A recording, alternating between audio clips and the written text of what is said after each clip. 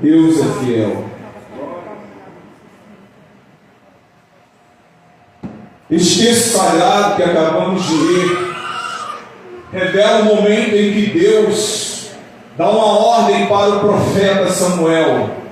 Deus disse para Samuel para que fosse à casa de Jessé, o belemita.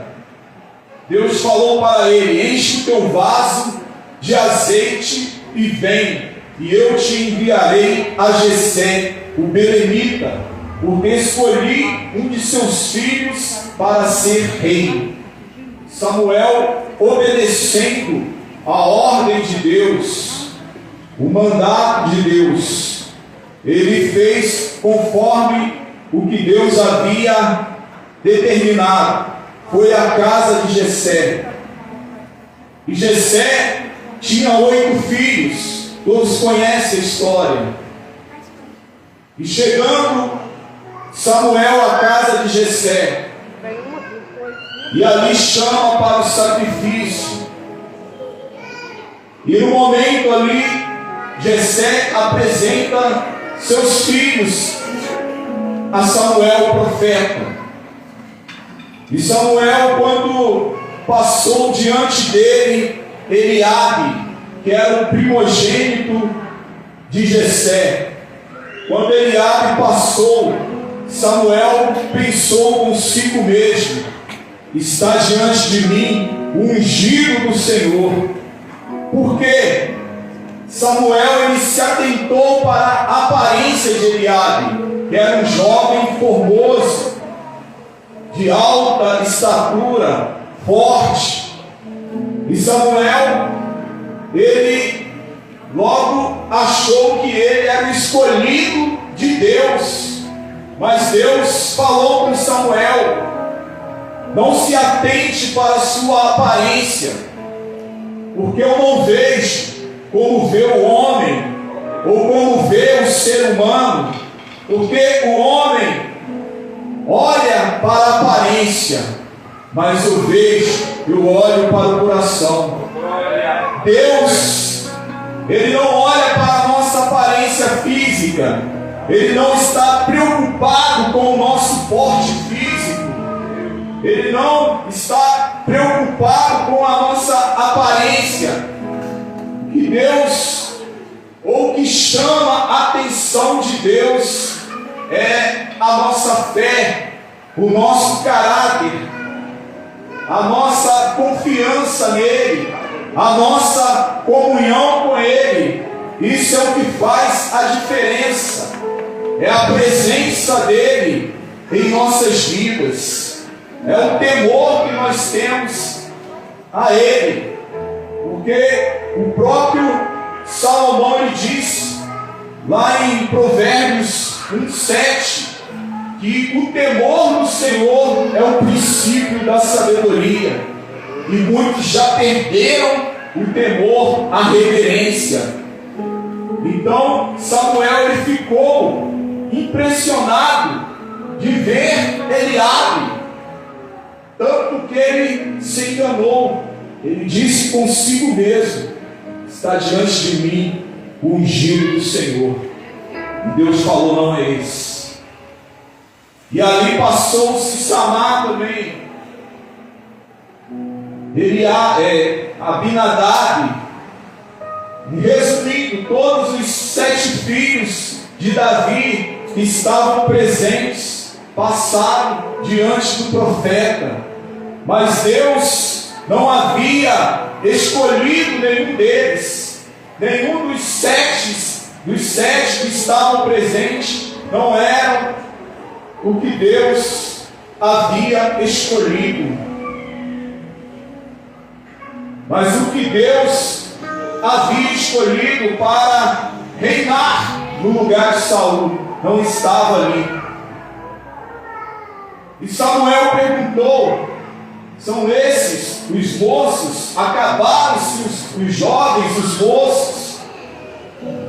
E Jessé respondeu: não, tem o mais novo, o mais moço, o caçula, que está no campo apacentando as ovelhas. E esse era Davi, era aquele que estava no campo, nem estava presente no momento em que o profeta chegou, mas a bênção era para ele, era ele que Deus havia escolhido. E quem escolhe é Deus, quem chama é Deus, quem levanta é Deus, quem designa para o ministério é Deus. Se foi Deus que escolheu, quem é o homem para dizer que não? Se Deus disse sim, não adianta o homem dizer não, porque o que prevalece é a vontade de Deus. Ele é o Deus soberano. Aleluia. A vontade dele prevalece sobre a nossa vontade. E ali, talvez até mesmo Jessé achava que fosse o mais velho, o primogênito, ou até mesmo ele. Mas o que Deus havia escolhido não estava presente. Era Saul, era o menor da casa. Lembram de Gideão? Quando o anjo se apresentou a Gideão, que estava no lagar malhando trigo, e o anjo falou com ele: o Senhor é contigo, varão valoroso. E ele respondeu: se o Senhor é comigo, por que nos sobreveio todo este mal? Mas Deus falou com ele: vá nessa tua força, tu livrará Israel da mão dos midianitas. Senhor, mas eu sou o menor na minha casa, a minha família é a mais pobre de Manassés. Deus não estava olhando isso. Deus não está preocupado com a nossa condição financeira, com status, com nome. Gideão: eu sou o menor da minha casa, minha família é a mais pobre. Mas só que ele tinha algo que chamou a atenção de Deus. Deus viu algo nele. Deus viu valores nele. Deus viu que ele tinha potencial, assim como Davi. Deus viu que ele era um estrategista, pois ele estava malhando trigo no lagar, que era um lugar de prensa, de produzir de uvas, onde era uma prensa que produzia vinhos. Mas ele estava ali escondido, malhando trigo, para poder esconder dos inimigos que vinham e saqueavam tudo, destruíam tudo que eles, todo produto que eles, da colheita, eles vinham e saqueavam.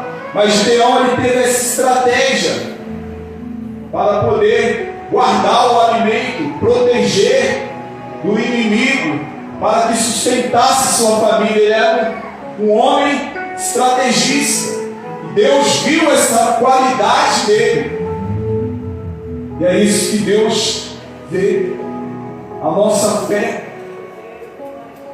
Lembra daqueles 4 homens que levaram um paralítico até a casa onde Jesus estava? Eles pegaram aquele homem paralítico, 4 homens se compadeceram daquele paralítico, e eles, sabendo que Jesus estava em casa, eles o levaram até o mestre. Mas ao chegar, o lugar estava superlotado, estava cheio até a porta, e não tinha como eles adentrarem, como eles introduzirem o paralítico pela porta. Mas eles não desistiram. Não podemos desistir. do que Deus propôs, do que Deus colocou em nossos corações. Não podemos desistir do primeiro obstáculo. E eles se depararam com o obstáculo, não tinha como entrar, mas eles tiveram a ideia de acessar pela escada lateral, que as casas da Palestina daquela época tinham escadas que davam acesso ao telhado, e o telhado era feito de palha e barro, e ali eles subiram ao telhado. Imagine a dificuldade que eles tiveram para levar aquele homem numa maca até o telhado e descer exatamente no ponto onde o Senhor estava. Eles removeram o telhado, barra, palha, e desceram aquele paralítico no meio da casa onde o Senhor estava. E Jesus ficou admirado. E o que chamou a atenção do Senhor não foi o paralítico na cama, mas o que chamou a atenção de Jesus foi a fé daqueles 4 homens. Tanto que o texto diz: e vem do Senhor a fé daqueles homens, disse ao paralítico: perdoado estão os seus pecados. Veja que Jesus, que o que impressionou o Senhor foi a fé daqueles homens que levaram o paralítico. Então é a fé que faz a diferença. Sem fé é impossível agradar ao Senhor, até porque servimos um Deus que é Espírito, e não podemos vê-lo com os olhos físicos, carnais, somente com os olhos da fé. E nós andamos por fé e não por vista. É por fé que nós estamos aqui nessa noite. É por fé. E no texto que acabamos de ler, Samuel falou: chame, vá buscar, não aceitaremos a mesa enquanto ele não chegar. E buscaram Davi no campo. E quando Davi chegou, versículo 13 diz: então Samuel pegou o vaso de azeite e ungiu diante de seus irmãos. E daquele dia em diante, o Espírito do Senhor se apoderou de Davi. Veja que o Espírito do Senhor se apoderou de Davi. A partir daquele momento, a história de Davi mudou. Ele foi ungido diante de seus irmãos. E vamos ver no decorrer da trajetória deste homem coisas extraordinárias que Deus fez através da vida dele. É a unção, é a presença do Espírito em nossas vidas que faz a diferença. É a unção do Espírito Santo que nos capacita para a obra. É a unção do Espírito Santo que nos impulsiona a evangelizarmos, a pregarmos a palavra com autoridade, com ousadia, a louvarmos. É a presença, é a autoridade do Espírito de Deus em nossas vidas. E Davi vivenciou isso.